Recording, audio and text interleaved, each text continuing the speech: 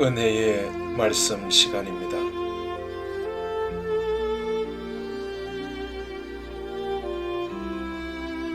오늘 하나님께서 우리에게 주시는 은혜의 말씀 제목은 한 영혼을 위하여입니다. 성경 본문은 사도행전 16장 16절에서 40절까지 말씀입니다. 길을 걷다가 거린에게 도움을 준 적이 있으십니까? 길을 걷다가 넘어진 노인을 도와준 적이 있으십니까? 길을 걷다가 사고당한 사람을 도와준 적이 있으십니까? 그런 도움을 줬다면 도움을 받은 사람이 얼마나 감사했을까요? 오늘은 그처럼 길을 걷다가 생긴 이야기를 하려고 합니다. 바울과 실라가 배를 타고 빌립보로 갔습니다. 소아시아를 넘어 유럽으로 복음을 들고 들어간 역사적인 일이었습니다. 빌립보는 로마 군인들이 주둔하고 있었던 마게도냐의 첫 성이었습니다. 며칠 후에 바울과 실라가 길을 걷다가 점치는 한 여인을 만났습니다. 그녀는 노예였습니다. 주인은 그녀를 이용해서 돈을 벌고 있었습니다. 바울이 그녀를 향해 외쳤습니다. 예수 그리스도의 이름으로 내가 내게 명하노니 그에게서 나오라. 그러자 귀신이 즉시 그녀에게서 떠났습니다. 여종은 정상인이 되었습니다. 주인은 그의 수입이 끊어졌음을 알고 바울과 실라를 붙잡아 관청으로 끌고 갔습니다. 그 주인은 로마 시민이었습니다. 행정관은 자세한 정황도 묻지 않고 로마 사람의 말만 듣고 바울과 실라의 옷을 벗기고 호되게 매질하라고 했습니다. 잔인한 채찍질에 바울과 실라의 맨살이 처참하게 찢어졌습니다. 그들은 두 사람을 지하 감옥에 던져 넣었습니다. 발에도 무거운 차코까지 채웠습니다. 중범죄자로 취급했던 것입니다. 그리고 간수에게 두 사람을 철저히 지키라는 특명까지 내렸습니다. 참으로 억울한 날이었습니다. 밤이 깊어갔습니다. 그런데 한밤중에 바울과 실라가 기도하기 시작했습니다. 찬양하기 시작했습니다. 그들의 기도와 찬양은 신음소리와 함께 섞여 나온 고통의 소리가 아니었습니다. 작은 소리도 아니었습니다. 마치 높은 성 위에서 파수꾼이 나팔을 부는 것과 같은 큰 소리였습니다. 그래서 옥에 있던 모든 죄수들이 바울의 기도와 찬양을 들었습니다. 잠시 후 큰 지진이 일어났습니다. 옥토가 흔들렸습니다. 감방의 문들이 열렸습니다. 수갑과 차코들이 터지며 풀어졌습니다. 기적이 일어났던 것입니다. 자다가 깬 간수는 눈앞에 벌어진 광경을 보고 쓰러지고 말았습니다. 옥문은 열리고 죄수들은 보이지 않았습니다. 간수는 죄수들이 모두 도망친 줄 알고 칼을 빼서 자결하려고 했습니다. 그때 바울이 소리쳤습니다. 멈춰라! 내 몸을 상하게 하지 말라. 우리가 여기 있노라. 상상해 보십시오. 한밤중이었습니다. 짙은 어둠 속에서 들려온 소리였습니다. 간수는 칼을 내려놓고 대신 등불을 들었습니다.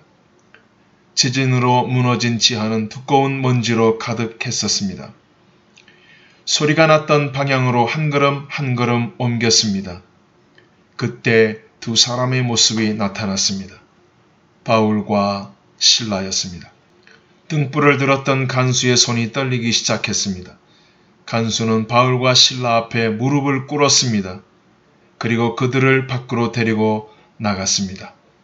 지하 감옥의 상황이 안전하지 않았기 때문이었습니다. 지상으로 올라오자마자 간수는 다시 바울 앞에 무릎을 꿇고 말했습니다. 선생들이여, 내가 어떻게 하여야 구원을 받겠습니까? 바울이 대답했습니다. 주 예수를 믿으라. 그리하면 너와 내 집이 구원을 받으리라. 간수는 그 자리에서 예수님을 영접했습니다. 그리고 그의 집으로 바울과 실라를 데리고 가서 상처를 치료해 주었습니다. 그는 모든 가족을 깨웠습니다. 그리고 감옥에서 일어났던 일들을 모두 증거했습니다. 그의 가족도 예수님을 영접했습니다. 그래서 동이 트기 전 간수와 그의 가족은 모두 세례를 받았습니다. 우리의 가슴을 정말 벅차게 하는 이야기입니다. 그처럼 사도행전 16장에는 세 가지 기적이 기록되어 있습니다. 점치는 여인이 치료된 기적, 감옥이 열린 기적, 간수가 구원받은 기적. 그 세 가지 기적 중에서 으뜸을 꼽는다면 저는 단연코 간수의 구원 기적을 선택하겠습니다. 귀신이 나간 기적은 다른 곳에서 많이 볼 수 있기 때문입니다. 지진이 일어나고 땅이 흔들리는 기적도 다른 곳에서 많이 볼 수 있기 때문입니다. 그런데 간수의 경우는 달랐습니다. 그는 자살을 하려고 했었습니다. 자살 직전에 구원받은 기적은 성경에도 흔치 않습니다.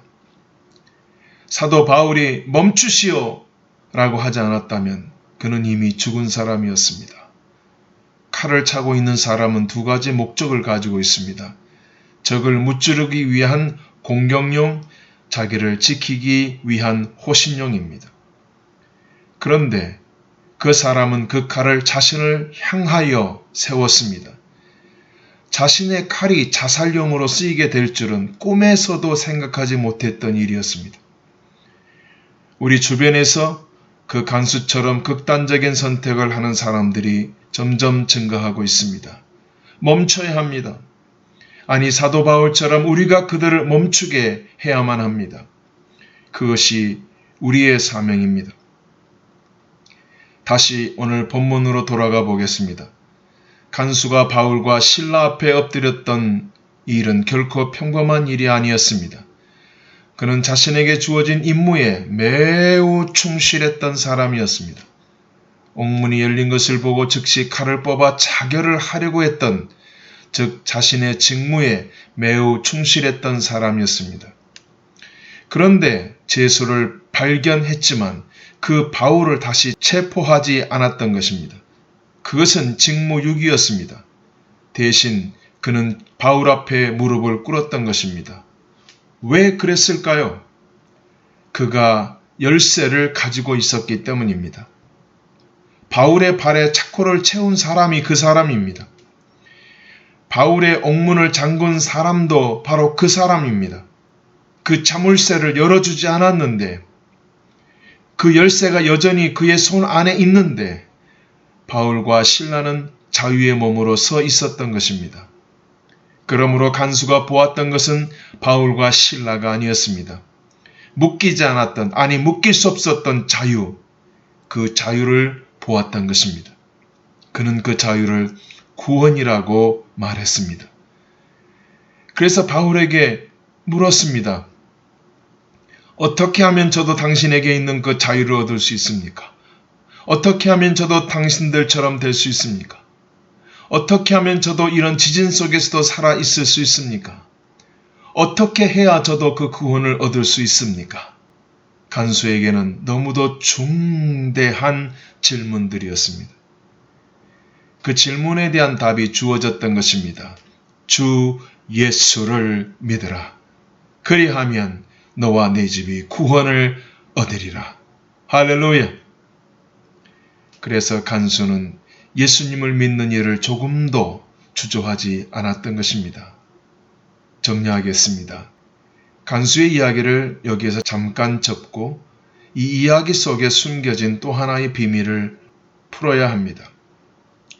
동이 트자 상관이 보낸 한 전령이 간수에게 달려와서 바울과 신라를 즉시 석방하라고 했습니다.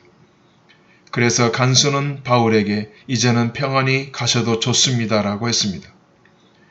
그때 바울이 말했습니다. 우리도 로마 사람이다. 로마 사람인 우리를 합법적으로 재판하지 않고 대중 앞에서 매질을 하고 옥에 가두었다가 이제는 몰래 가라고 하느냐? 너희 상관이 직접 와서 우리를 정중히 데리고 나가야 하리라. 라고 했습니다. 그래서 상관이 직접 와서 바울과 신라에게 사과했습니다. 여기에서 우리는 이상한 점 하나를 발견하게 됩니다. 우리도 로마 사람이다. 바울이 한 말입니다. 관청에서 매를 맞기 전에 그 말을 했다면 무슨 일이 일어났을까요? 대중 앞에서 수치스럽게 옷벗김을 당하지 않았을 것입니다. 매를 맞지도 않았을 것입니다. 감옥에 들어가지도 않았을 것입니다. 왜 일찍 말하지 않았을까요? 간수의 구원이 그 열쇠입니다. 매제를 당하고 감옥에 갇히지 않았다면 바울과 실라는 그 간수를 만나지 못했습니다. 즉 바울은 그날에 간수가 구원받게 될 것을 미리 알고 있었던 것입니다. 바울은 성령의 사람이었습니다. 성령의 지시를 받고 드로아에서 빌립보로 갔던 사람입니다. 바울은 철저히 성령의 지시를 받고 움직이는 사람이었습니다. 그래서 그의 주머니 안에는 로마 시민권이란 암행어사 마패가 있었지만 그것을 꺼내서 사용하지 않고 죄인처럼 매를 고스란히 맞아 주었던 것입니다. 그래야 그 간수를 만날 수 있었기 때문입니다. 바울은 자신의 억울함보다 한 영혼을 구원하는 일에 집중했고 그 일을 향해서 주저함 없이 직진했습니다. 바울의 밤중 기도가 뜨거울 수밖에 없었던 이유입니다. 그의 기도는 억울한 일을 당했으니 원수를 속히 갚아달라는 기도가 아니었습니다. 빨리 석방되도록 역사해달라는 기도도 아니었습니다. 간수를 비롯하여 감옥에 있는 죄수들이 복음을 듣고 모두 구원을 받을 수 있게 해달라고 외치는 기도였습니다. 지진이 일어나 착고가 풀리고 옥문이 열려도 바울과 실라가 도망치지 않았던 이유입니다. 즉 바울은 자신에게 주어진 미션을 완벽하게 마친 후에야 비로소 암행어사 마패를 꺼냈던 것입니다. 우리도 로마 시민이다. 이 말씀은 선교사들을 위한 말씀이기도 합니다. 빌립보 감옥에서 밤새 부르짖었던 바울의 기도 속에는 장차 땅끝에서 선교하게 될 후배 선교사들을 위한 기도도 거기 있었다고 저는 확신합니다.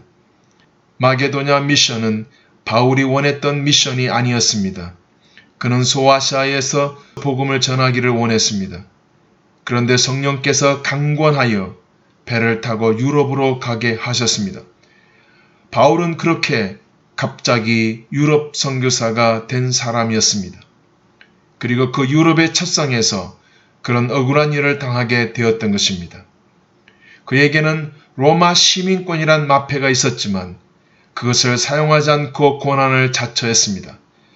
죽어가는 영혼을 구원하기 위한 엄청난 희생이었습니다.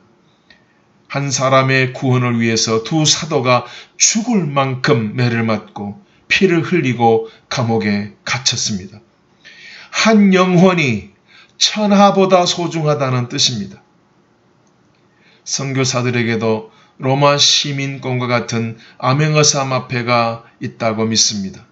그래서 피할 수 있는 방법도 있고 더 나은 것을 선택하고 누릴 권리도 선교사들에게는 있습니다. 그러나 그 모든 것을 내려놓고 고난의 길을 묵묵히 가는 선교사들이 많습니다. 오직 죽어가는 영혼을 구원하기 위함 때문입니다. 사도 바울은 그 미래 선교사들을 미리 보았던 것입니다. 그래서 그들을 위해서 밤새 중보 기도했다고 저는 믿습니다. 그러므로 모든 선교사들은 바울이 숨겼던 그 로마 시민권을 기억해야 합니다. 맞지 않아도 될 매를 맞고 피를 흘렸던 바울의 그 큰 희생을 기억해야 합니다. 선교는 내가 누릴 수 있는 권리를 포기해야만 앞으로 나아갈 수 있습니다. 선교지에는 피 없이 못 가는 길이 많습니다. 그러나 그 선교사의 피가 또 한 사람의 간수를 구원하게 할 것입니다. 로마서 8장 18절 말씀입니다. 생각건대 현재의 고난은 장차 우리에게 나타날 영광과 촉히 비교할 수 없도다. 아멘. 기도하겠습니다.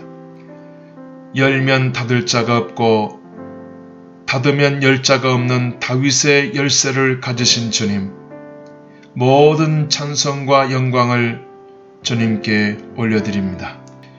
간수 한 영혼을 구원하시기 위해서 두 사도를 드로아에서 빌립보까지 보내셨던 주님, 두 사도가 로마 시민권을 포기하고 억울한 재판을 수용하고 폭언과 잔인한 매질과 폭행까지 감당하는 모습을 보면서 하나님께서 한 영혼을 얼마나 소중하게 여기시는지 다시 한번 깨닫게 되었습니다. 아버지 하나님, 우리로 하여금 이 시대에 또 다른 바울과 실라가 되게 하사 극단적인 선택을 하려는 이들을 붙잡게 하시고 그들이 하나님의 자녀가 되는 일에 저희 또한 쓰임을 받을 수 있게 하여 주옵소서. 땅끝으로 파송받은 모든 선교사님들의 희생과 피를 통해서 수많은 다른 간수들이 구원을 받게 하옵소서. 예수 그리스도의 존귀하신 이름으로 간절히 기도드립니다. 아멘.